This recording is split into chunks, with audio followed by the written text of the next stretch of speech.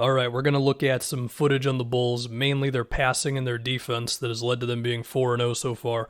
Real quick, I deleted a James Harden video because while I think it's good that he's not getting his generous whistle anymore, I feel like the way I worded it didn't really come across that way.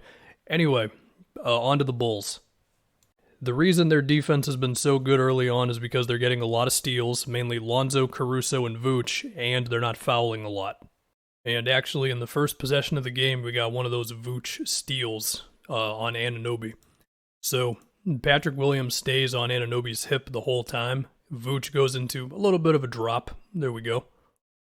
Now it's a similar one here where Vooch, he goes into a drop, but it's not a super duper drop. Lonzo stays right there with Van Vliet. And then we have Caruso who times this perfectly to get the steal. And here we have Lonzo on Van Vliet again, and Van Vliet at least gets around a little bit, but Lonzo's just relentless and he stays with him the whole time, and then Vooch once again can get in there for the steal. Now this one was pretty routine from Lonzo. He was just like, give me that damn thing.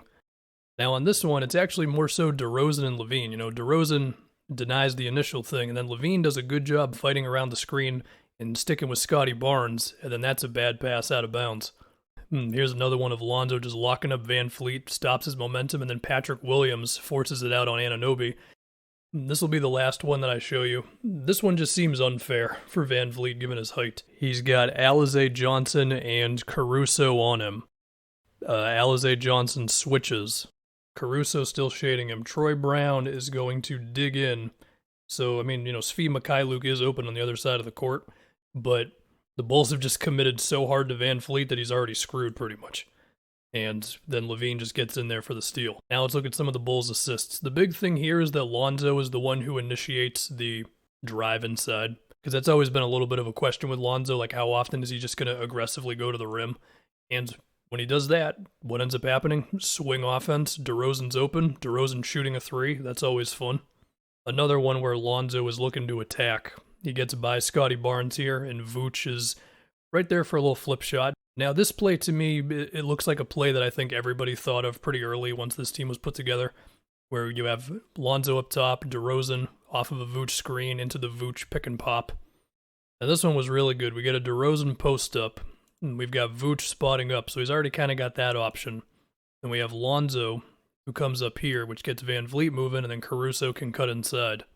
So the Bulls are looking good. Admittingly, their schedule has not exactly been murderer's row so far, but the Bulls are still 4-0. They haven't been good in a minute. I think it's cool.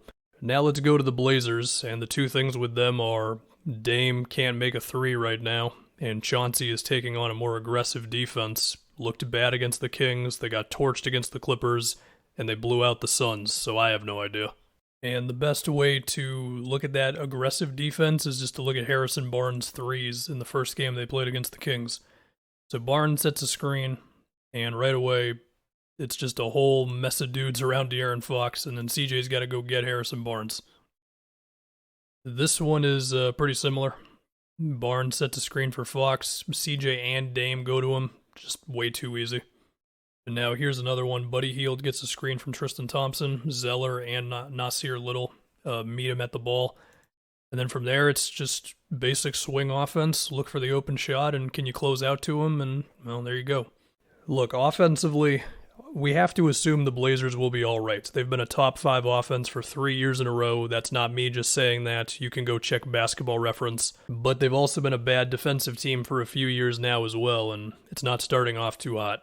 For this screen, Nurkic, you can see he's already stepping up, so Bledsoe just goes in a straight line because there's no one there. And that leads to an open Reggie Jackson three. And besides all that, they were victims to the Luke Kennard show, and sometimes that's just going to happen. Alright, now let's check out some bits from the Celtics-Hornets game.